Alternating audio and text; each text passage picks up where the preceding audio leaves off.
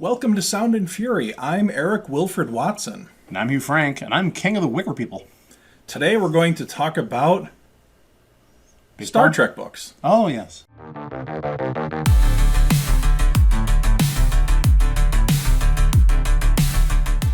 Because no human being would stack books You're this right, way. no human being would stack books like that. Good Ghostbusters reference. Nice. So, as you may have noticed, we have a stack of Star Trek novels in front of us. And Here's Johnny. I've read some of them. And I have a few things to say. So, have you ever read a Star Trek novel? No. No, man. Shit, no, man. No. I've read Tech War. Is that close? That's close. I mean, it's William Shatner. Yeah. So, And I think I said the title wrong. I think it's Tech War. speaking of William Shatner, Speaking of William Shatner. well, you made the books wiggle when you did that. That's what she said. No. William Shatner has written a series of Star Trek novels. Really? I don't know how much he had to do with writing them, but his name is on the cover of the book as the writer. I think I have one of them here. There you go. This is a Star Trek book. Oh, there you go. That's Spectre. Yes. Okay, cool. He's written like 8 or more Star Trek novels. Okay. The first one's actually really good. It's called The Return. Wrong!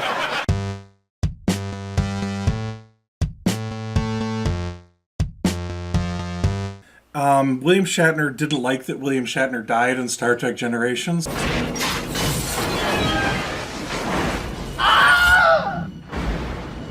So William Shatner unkilled himself. Oh.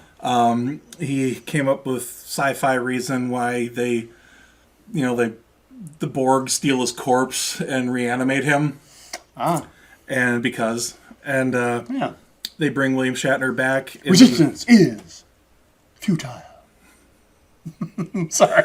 No, but they bring him back into the 24th century, and then he gets to reunite with Scotty, who's also living in the 24th century. And Bones is still alive. He's like 173,000 years old. Yeah. How old do you think I am anyway? 137 years, Admiral, according to Starfleet records. They extrapolate on that. He's got an exoskeleton now. He's like one of the oldest living humans alive. Sweet. But he gets to command a starship in the 24th century. They've nicknamed it the Shatnerverse. It's its own continuity of Star Trek.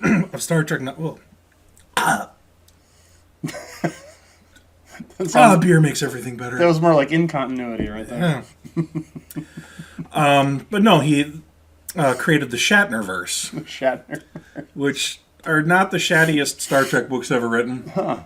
But the real authors, if you look at the cover, it's not even on this one. They don't even give credit.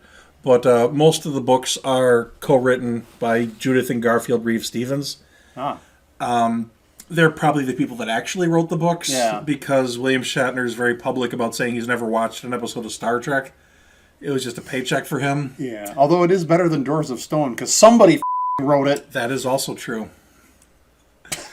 He also wrote a Starfleet Academy book where Kirk and Spock meet each other for the first time at Starfleet Academy. He published that right before the 2009 Star Trek movie where they did the same thing. So that was basically erased from canon. But I guess it's a different universe, like I said. Yeah. Yeah. But the Shatnerverse, that's probably also a good place to start. If you like, for some reason, William Shatner books, that's a good place to start. A lot of interesting things happen in them, really. They're actually some of the better Star Trek novels that he supposedly wrote. Are you kidding? I'm William Shatner. I can score anything. So, Star Trek novels, this isn't even close to all of them. They've been publishing them since the late 60s. They've been cranking them out, as you can see, a lot. And it's kind of overwhelming if you're a new-ish fan, or if you like Star Trek for a long time and want to get into the books. It's sort of a literally, we're into the books. Yes. It's sort of a where the hell do I begin kind of a thing. Here? Yes. That one? Yeah. Okay. So there's a few things that I have to say on the subject, a little bit of history of how the Star Trek books came along. Up in the front over there's a book called Star Trek Mission to some word that starts with an H, some... Hotel California? Yes, that's exactly what it's called. That was the first ever Star Trek book published. It was in 1968. It was written for young people, and Gene Roddenberry hated it. He thought that it was unkind to the minority characters of Uhura and Sulu. They didn't portray them very well, so they scrapped the idea of that company doing any more Star Trek novels, and they sort of rebooted. Okay, wow. See our episode about reboots, remakes, and etc. But then they gave the Star Trek book franchise to a guy named James Blish. Blish? James Belushi, yeah. Yes. He wrote the first ever adult-oriented, not in like a pornographic way, but like not for children. It was an adult book. You can buy them at your local adult bookstore. It was called Spock Must Die, which is a book about Spock must die. Is that the prequel to Elminster Must Die? Yes, exactly what that is. All right, cool. But James Blish wrote several Star Trek novels. He was like the Star Trek novelist for most of the 70s. Now Blish was a Star Trek novelist that never had time for a wife.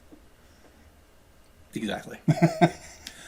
And I have never read one of them. So I have very little to say on the ignorance is subject. bliss, then. Yes, exactly. Okay. All right. Where I come into the Star Trek book fandom is when the contract went from, I forget the name of the company that the James Blish books came from. They novelized some of the episodes. Then they gave it to Pocket Books, which has had it basically from the 80s forward. Okay. And then they started numbering the Star Trek novels. Like this one here, which I just happen to have, is Star Trek novel number 55, Renegade. You don't have to read them in the order that the little number is on, but it's kind of like the Hardy Boys books. So these are basically episodes. Okay. You could read this book, and you could read that book, and you could read any of the numbered books without giving any thought to where they go in the chronology. It's just, they happen... Oops, I put the book backwards. I can't have that. There you go. Doesn't really matter when you read them. It's just like an episode that was never filmed, basically. Okay, all right. And they do a lot of interesting things. They'll tie things together that were never really tied together on screen, and there's actually some gold in there. Then it's mine. All mine. But I typically ignore the numbered novels. All the major TV series have the numbered novels. There's Star Trek Voyager book number 13.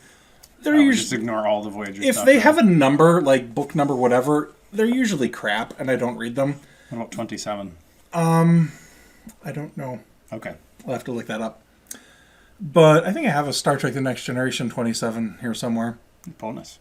But the numbered ones really aren't that good. They just kind of cranked them out, threw on an embarrassing cover. Some of the covers are really bad. Like really, really, really, really bad. Like really, really, really, really embarrassing. Like I've read these in public on purpose, and I've like covered the cover with my hands, or like put them in a different book because they're so bad. I don't want to be seen in public reading these things. The covers are so stupid and horrible. Wow. And so that's your cover story? yes. Okay. You know, everybody says don't judge a book by its cover, but that's literally the first thing people judge books by. That's true. But when the Star Trek books started to get really good was the relaunch series. That's the unofficial name given to the books that came after all the TV shows went off the air. After Star Trek Nemesis, after The Next Generation was over, after Voyager ended, they continued the stories. And they actually have a continuity. Books affect what happens in the following book. It's an actual series of novels. There's an overarching theme from right. one of them. Okay. There are characters that are only in the books that are in multiple books.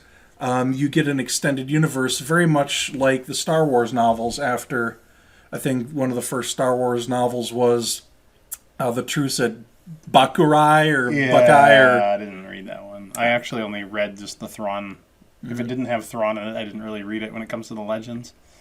I started to get into the Legends just as they became called Legends, and guess what? They're not canon anymore. Yeah. The rule on Star Trek books has always been they're not canon. They've never been considered canon.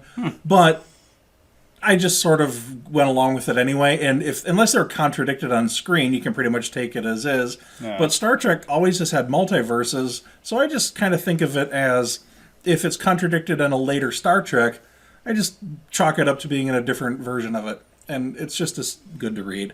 I really like the relaunch books. This one right here is a big-ass trilogy. This is an omnibus trilogy with 3 different Star books. Trek, the big-ass trilogy. Yes, but it goes into the history of the Borg, generation-spanning book. It's actually very good. That sounds Swedish. Yes. I would probably point people towards this book here as one of the starting off points. If you've never read a Star Trek book before, you can't really see what it is. So, but you can. It says Vanguard. Yes. Oh, you can see that. Uh-huh. Okay. I can see the Brett Spiner.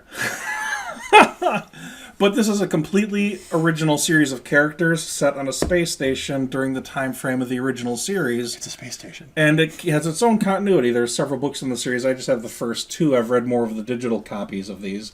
But if you want to read a Star Trek book, I would either just pick a random number and start reading, see if you like it. Otherwise, I would start with the relaunch novels. Pick your favorite Star Trek if you like Enterprise.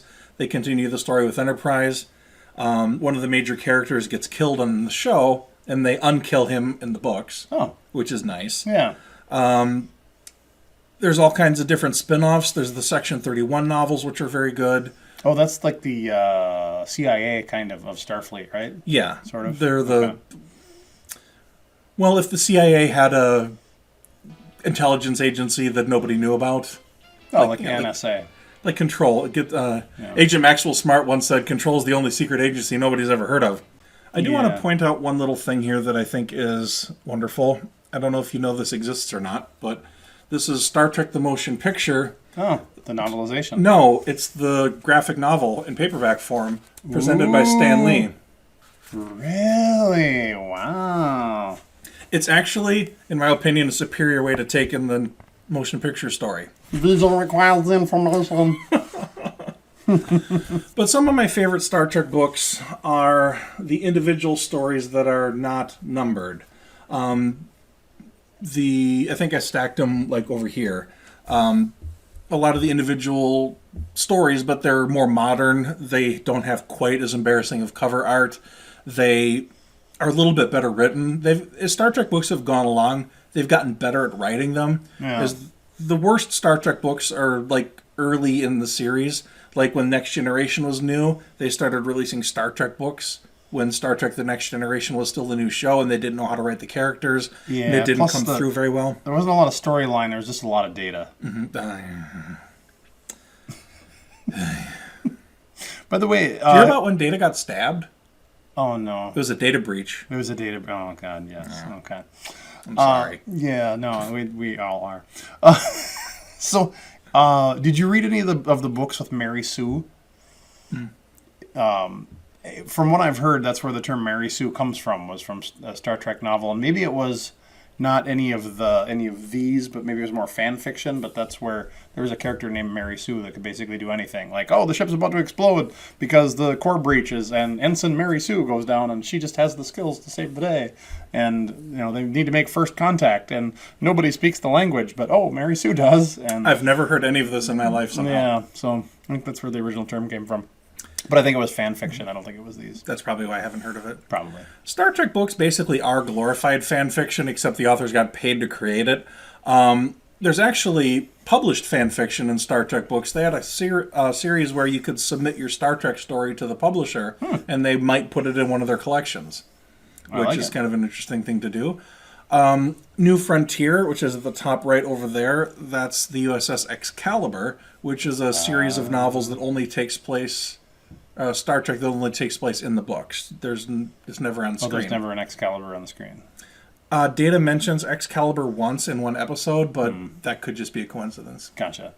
Isn't it kind of ironic that it was the Pegasus that got stuck in the stone, though, not the Excalibur? Pegasus. What the hell happened? Sensors show the ship is still intact. However, 65% of it is contained within the asteroid. Star Trek comic books. IDW Publishing has some amazingly wonderful, great comic books. They continued the 5-year mission of the original series. Got canceled after 3 seasons, so there's only 3 years of the 5. They actually have Star Trek Year 4, Star Trek Year 5. They do the alternate Kelvin timeline in comic book form. You get a lot of Kelvin universe. They sort of retool original series episodes, but with the Kelvin universe, they come out a little bit different. Like Tribbles? Yes. Cool. But lots of good stuff, lots of bad stuff. When it comes to Star Trek novels, you really can judge the books by their cover. They're... I hate to say the new stuff is better, but the new stuff is definitely better. Some of the better Star Trek novelists out there, Greg Cox is one, Peter David is one. There's a lot of very good writers out there that do these books. But really, and I haven't even scratched the surface. There's a lot of other series of books, like Captain's Table, there's Dominion War books, there's a lot of stuff. But really, either, if you haven't read these before, either just pick a random one that doesn't embarrass you too much, or find one of the series and start at the beginning. But really, just avoid anything written before like 1995.